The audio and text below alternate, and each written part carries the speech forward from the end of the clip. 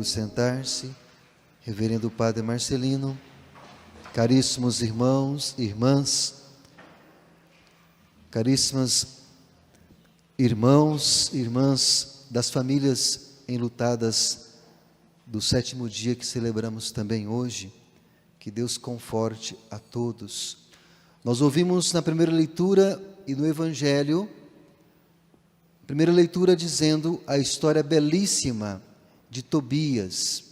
Vale a pena ler este livro, poucos capítulos, mas que traz uma vivência moral importante nas nossas caminhadas de fé.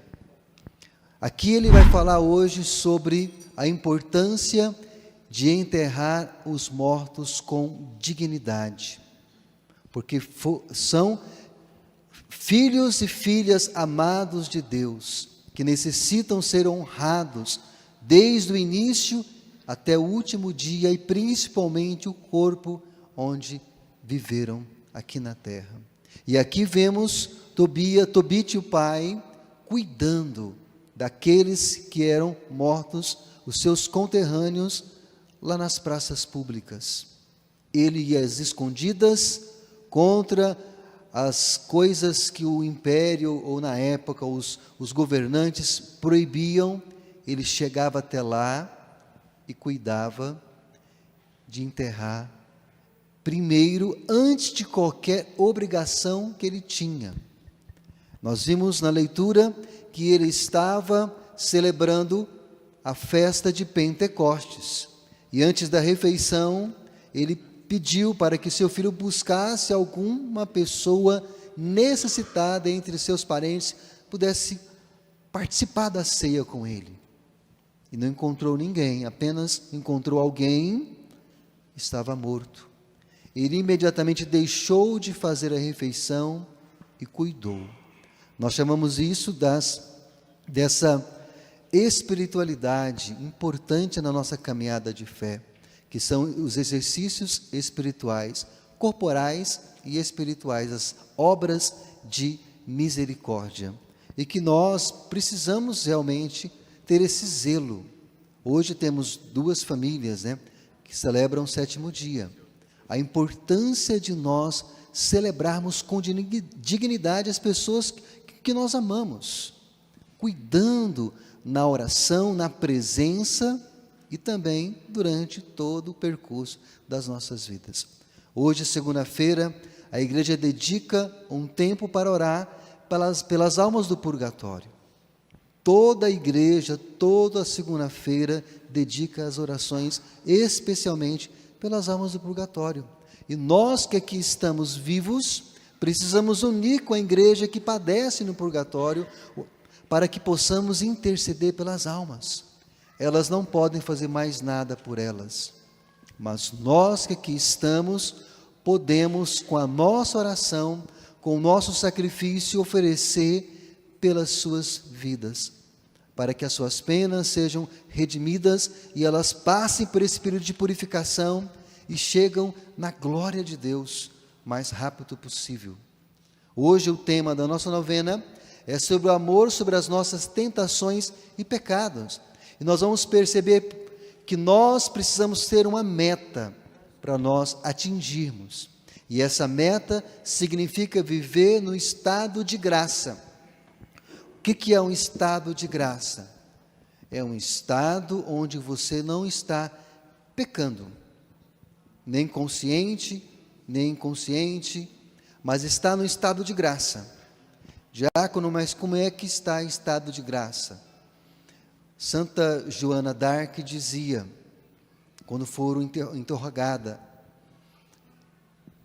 você está em estado de graça?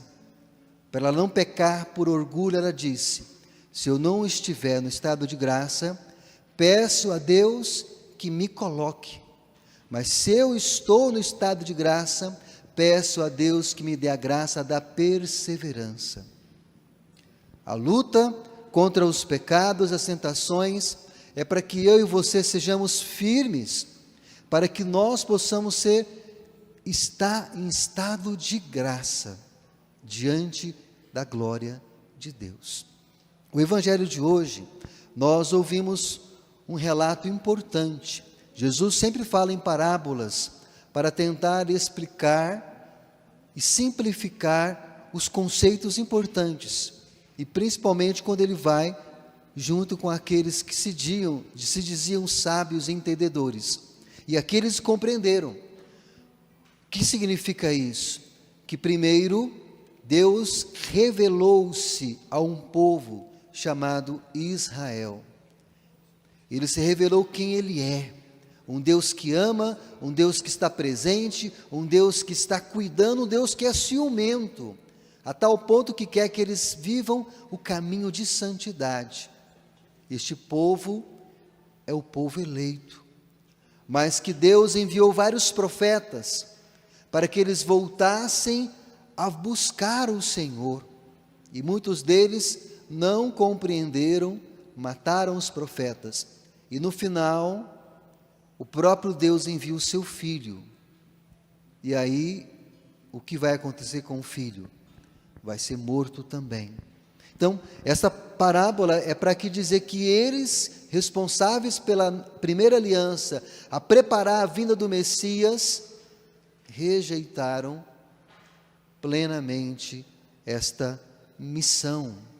O pecado cegou a vista deles. E para não compreender esse grande mistério, que é o mistério da vinda do Messias no meio de nós. Queridos irmãos e irmãs, que nós possamos cultivar o estado de graça. Primeiro, ter consciência de que somos pecadores. Ter consciência da nossa natureza. Por que é importante? Porque nós sabemos que pelo pecado original nós fomos redimidos pelo batismo, mas as consequências atingiu a nossa humanidade. Por isso que as tentações chegam até nós. Por isso que o próprio Jesus nos ensinou, na oração do Pai Nosso, a pedir a Deus: não nos deixeis cair na tentação, porque ela vai chegar até nós, através das concupiscências da própria carne, a concupiscência do olhar e a soberba da vida. Então isso está dentro de nós e nós precisamos lidar com a nossa situação. E quando nós percebemos que a nossa humanidade está mais inclinada ao pecado, ao mundo, aos prazeres, é hora de você perceber, está na hora de passar pelo segundo passo, a oração. Preciso pedir a Deus que me livre de cair na tentação do maligno. Diácono, mas se eu cair, chega a terceira passo, confissão. A confissão é o único caminho, remédio para reparar um pecado cometido, da qual nós caímos na tentação. Ah não, mas eu vou confessar diretamente a Deus.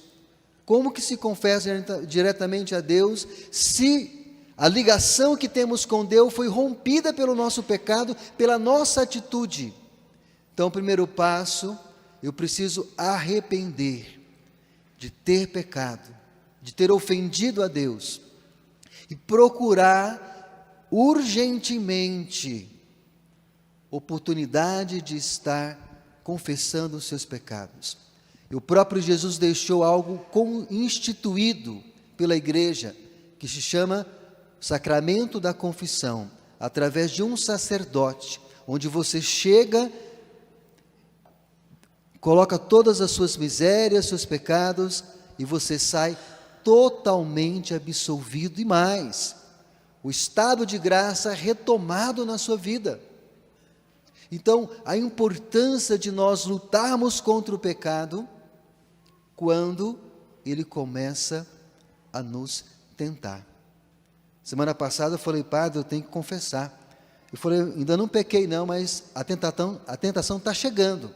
E antes dela chegar, eu já quero reconhecer que eu sou pecador. fraco, que preciso da graça de Deus. Quando você se reconhece fraco, o Senhor te dá a fortaleza necessária. E quanto mais você está confessando, mais forças você terá para lutar contra o pecado que chega até você.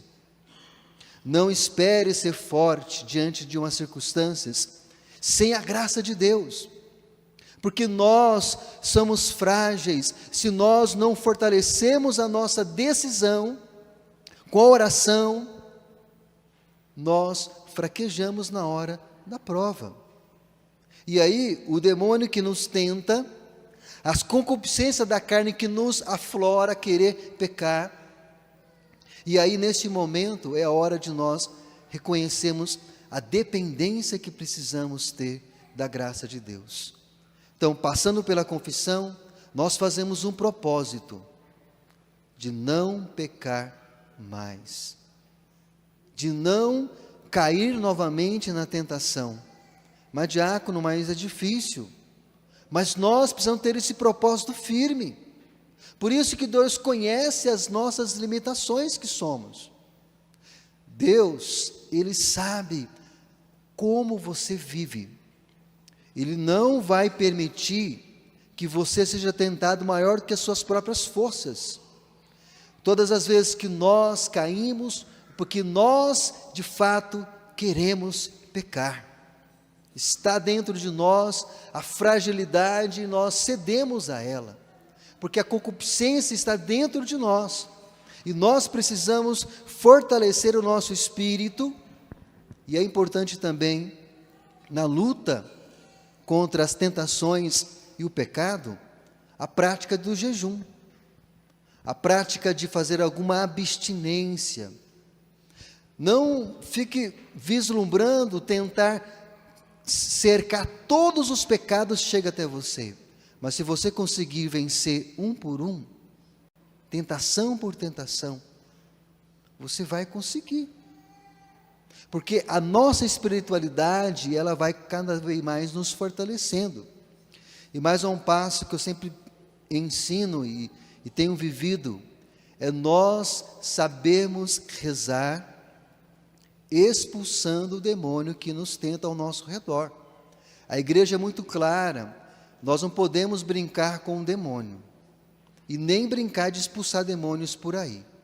Nós precisamos saber de que ele existe, mas que está em nós é muito mais forte. Deus está em nós. Se nós temos a consciência que Deus está em mim, em nós conseguimos vencê-lo. Primeiro, dizendo não às tentações que ele nos traz. Segundo, rezando a Deus para que nós sejamos livres das suas artimanhas. E quando nós fazemos isso, nós criamos forças para vencê-lo a cada momento. Então, queridos irmãos e irmãs, que possamos, nesse dia de hoje, no nosso 5º dia da nossa novena, onde nós rezamos sobre o amor sobre as nossas tentações e pecados, que nós não podemos também nos culpar, dizer, não consigo, então eu vou continuar pecando. Não. Reconhecer que fragilizamos, mas que temos um Deus que está pronto para nos acolher sempre quando nós queremos a ajuda. E Ele vem e ajuda a cada um de nós. Ele não está para nos condenar. Quem nos condena é o inimigo. Quem nos condena muitas vezes são as nossas próprias consciências, que muitas vezes está falando, não, mais uma vez, novamente. Não medite sobre as tentações que vêm te condenando, mas olha o amor misericordioso de Deus que está pronto para nos perdoar sempre. E que nós possamos, durante toda essa novena, cada vez, em cada momento, ser fortalecido na nossa caminhada de fé. Que Deus nos ajude e nos fortalece contra as tentações e contra o pecado. Louvado seja o nome do nosso Senhor Jesus Cristo.